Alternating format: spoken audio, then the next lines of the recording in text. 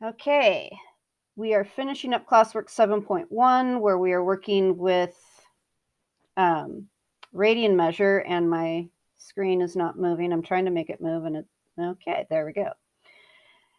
So now we're at graphing sine and cosine in radians. There are some vocabulary words that you need to be familiar with.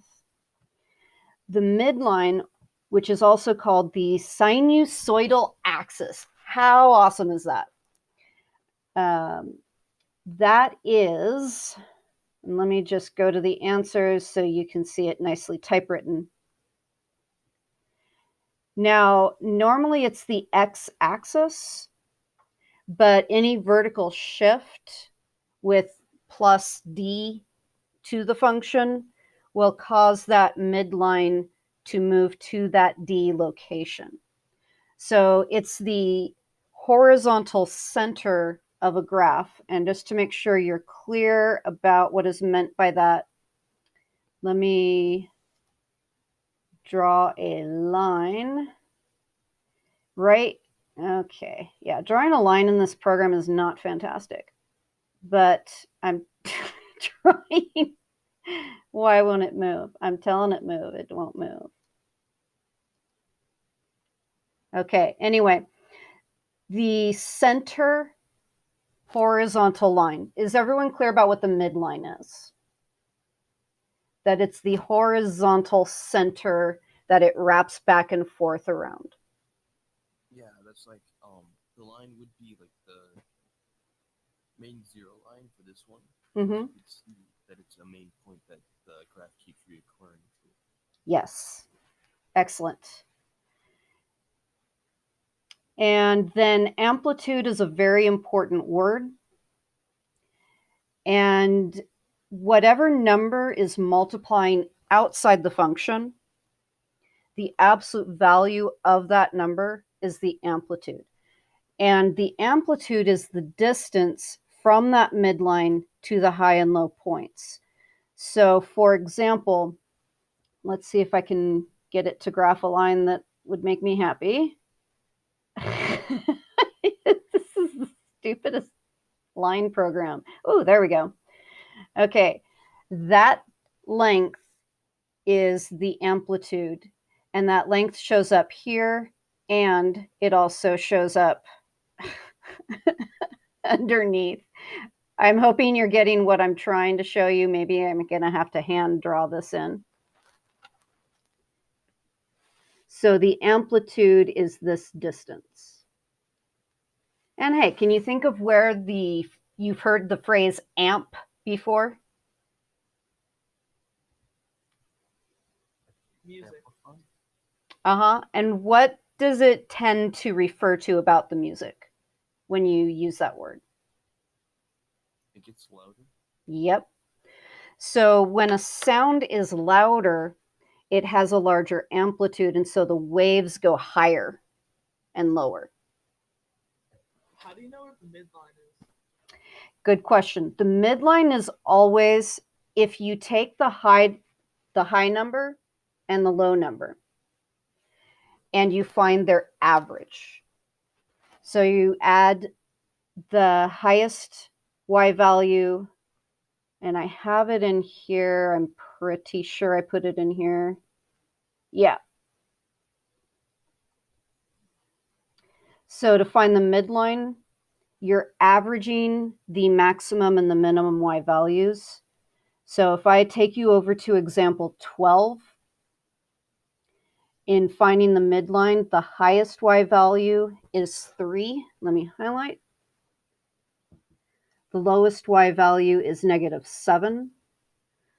So if you add those two numbers together and divide by 2, that will find your average of the two numbers, and that average is the midline. For the amplitude, if you take those two numbers, you will find the distance between the high and the low if you subtract the two numbers from each other. So 3 minus the -7, and then divide that by 2. So you're taking the distance and dividing it in half to get the amplitude. So those are the key formulas you're going to want to use. And again, the differences between adding and subtracting. Adding and dividing by 2 finds an average. Subtracting finds distance, and then we're looking for half the distance.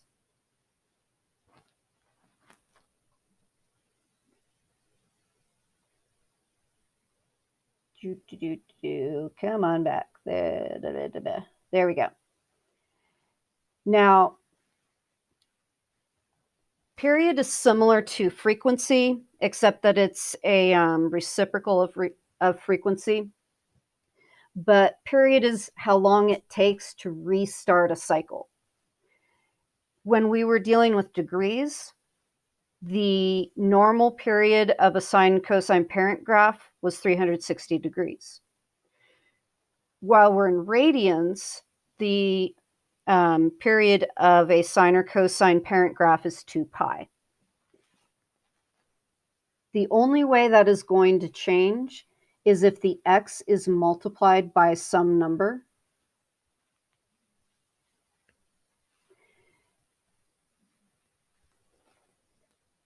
And I've been working with you to try and help you see that when x is multiplied by a number, you take the parent graph x coordinates and you divide by that number.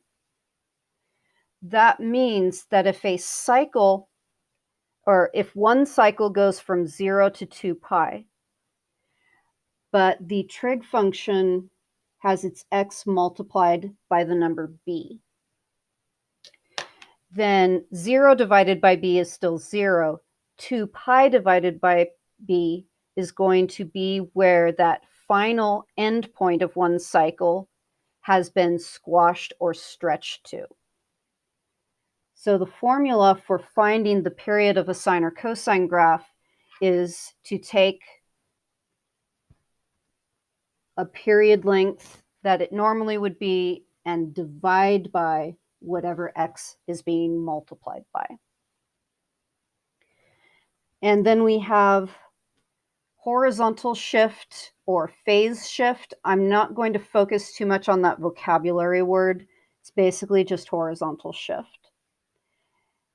Now, the graph of sine and cosine in radians, I want you to have that drawn into your notes if you don't have that drawn in already. And the only difference really is just that instead of having 90 degrees right here, it's pi over 2.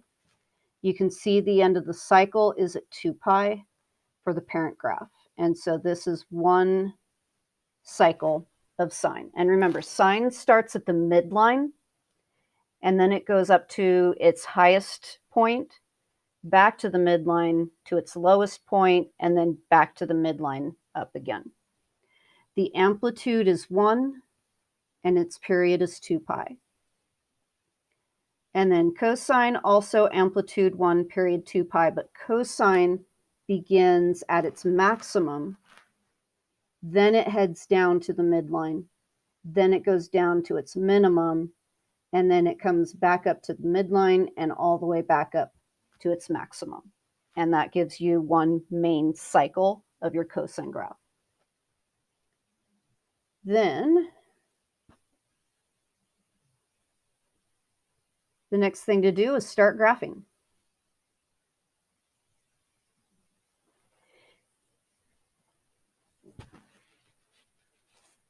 For this sine function, do you see any multiplication? Is x being multiplied by anything? Is the sine being multiplied by anything? Do you see any multiplication? Correct. That means that your amplitude and your period will not change. Amplitude is changed by the number multiplied outside the function. Period is changed by the number multiplied to the x inside the function. So if you don't have any multiplication, you can quickly say amplitude 1, period is 2 pi. And you're done with that. And all this is doing is shifting. Hopefully you won't have any problems with that. Our parent sine function starts at the middle, top, middle, bottom, middle, as it goes from 0 to 2 pi. I am going to move it which two directions? Can someone tell me in chat the two directions that I just circled are telling us?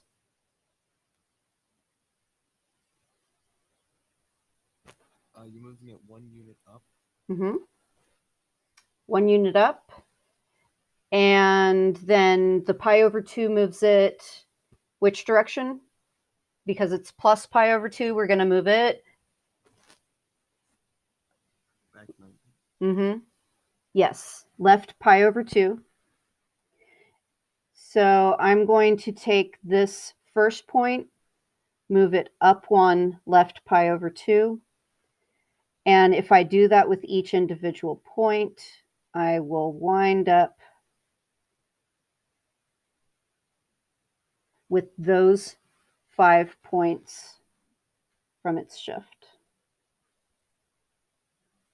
And then just make sure you draw spilled cereal versus cereal holding on to something. All right. Oh, and it did say sketch 2 cycles, so I needed to go one more. Meow, meow. For number 11, do you see any multiplication outside the function or inside with the x? The -3. Uh-huh. Now, the -3 is multiplied outside the function. Does that affect amplitude or period when it's multiplied outside the function?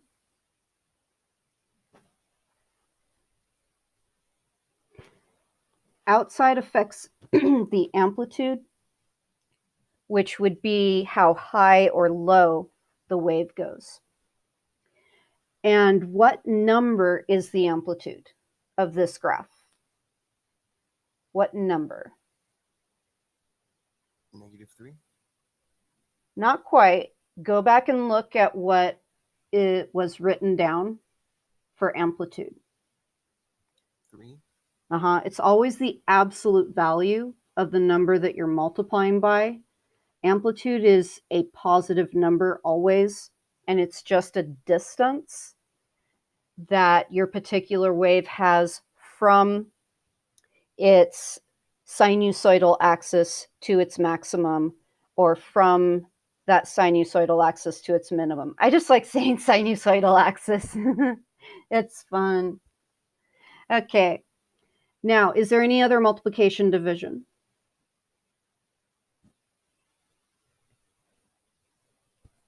I thought it was the max divided by its minimum.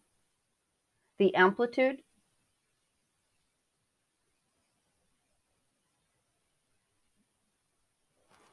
And yeah, x is being divided by 2. And I'm not sure what you were asking. I'm going to keep going right now, and then you can, okay, good.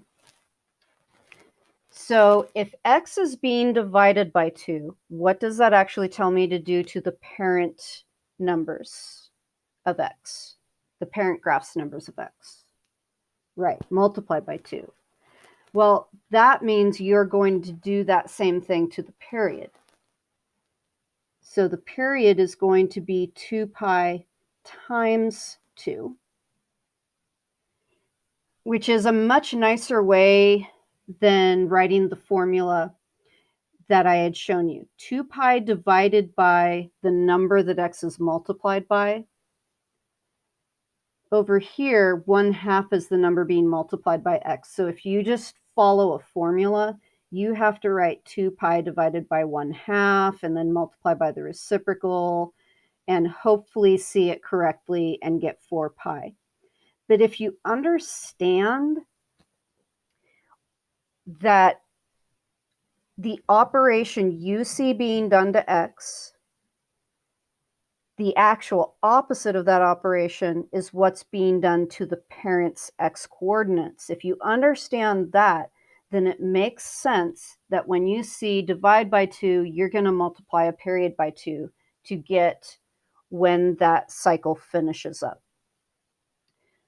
Then I'm going to go ahead and graph.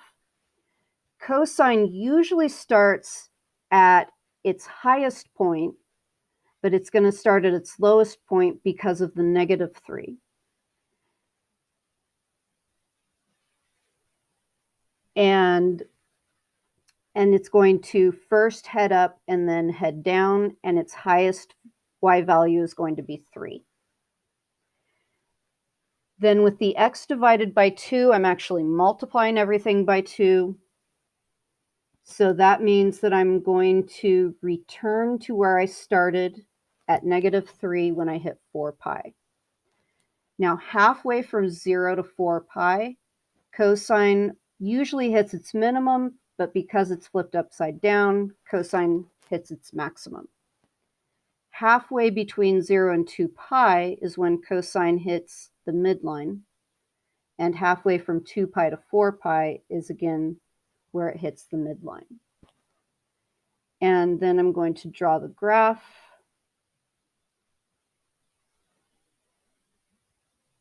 At least try to draw the graph. And if I draw a second cycle, well, I've got the answer. And I tried to explain one small step at a time how to get to the final answer. You don't have to show any intermediate steps. I have that drawn out for you to help you if you need the help.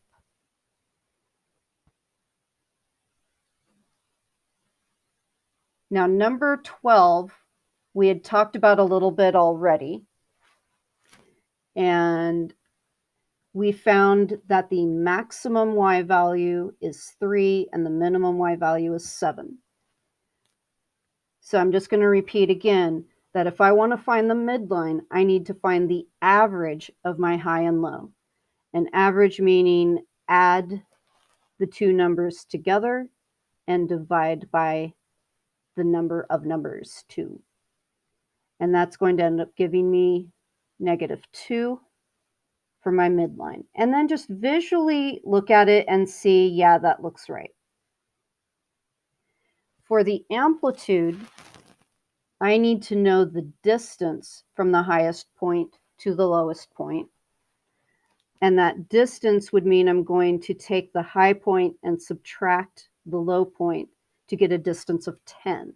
So from top to bottom, this has a distance of 10. The amplitude is always half of the distance from the high to the low, because the amplitude is the distance from the midline to the high and to the low. And now that's just getting you used to finding certain information. Then later, I'm going to have you start writing equations based on the graph. But first, I just want you to kind of figure out how to determine the important pieces of information. For this, I'm wanting you to look at horizontal issues. The problem before was looking at vertical stretch and shift. This is now looking at horizontal stretch and shift. Now, when I talk about creating equations for graphs, I need to tell you whether I'm expecting a sine or a cosine. Otherwise, you could do either of them. Because I asked for a cosine, you're going to look for where is its highest point. And it's got its highest point in a few places. If you take any one of those x-coordinates where it has its highest point, for example, let's take this one right here. That's pi over 8. You could say that this cosine graph shifted to the right pi over 8 units.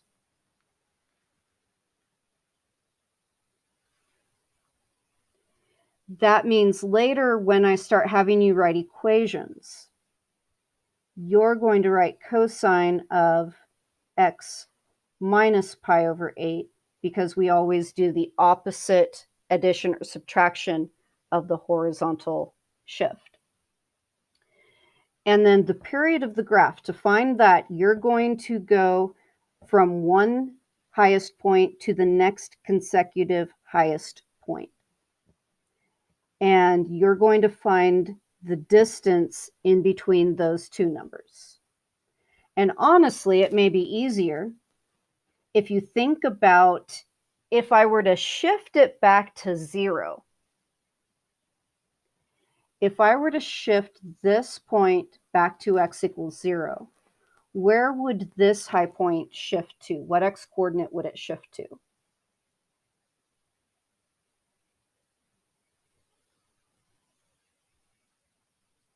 And what about the test? What about test? What's test question mark in the comments?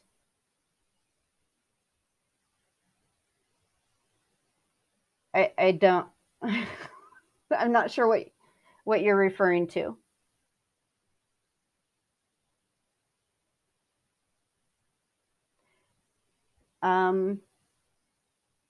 Oh, there are no more tests or quizzes until after break.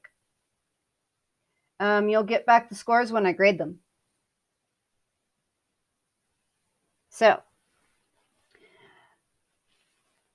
does anyone see what I'm trying to show you that will be very helpful? If this point were to move back to 0, where would the next highest point move back to? Can someone type that in?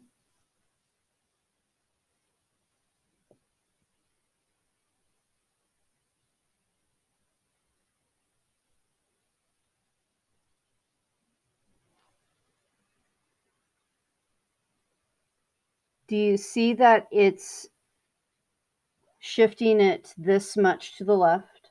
Yes. This point would be located at pi if this point was located at 0. What does that mean the period of this graph is? Pi. So I think that's the easiest way to determine the period of a graph. But you can also try to figure out what are these 2x coordinates and subtract them, which frankly I think is more work than you need to do. But this is just kind of showing you 9 pi over 8 and pi over 8 are those numbers. But again, easier if you just shift it all back to 0 to see where that final high point lands. And just to prep you for what's coming with creating equations from the graph, I had already talked to you about the shift creating this x minus pi over 8. Then I need to, do you see that the normal cycle of 2 pi has been squished down to pi? How do I cause a graph to horizontally squish in half? What does an equation need to have multiplying to the x to squish it in half? 2. Now, if you want a formula, the formula is that the period of a graph is 2 pi divided by the number that is multiplied to the x, which is b. So basically with this problem, if you were trying to work it out as an equation, we got from this graph that its period is pi. And we want to know b. B is the number that needs to multiply to the x. So I can find that number if I multiply b over to the left and then divide by pi. and I can see that b is equal to 2. So that's an equation way that you can do it, but you can also logically take what you have learned about horizontal compress stretch and use that to help you figure out the number. All right, so that completes the classwork. And hopefully you can see that we're not going to have to review too much when we get back from winter break.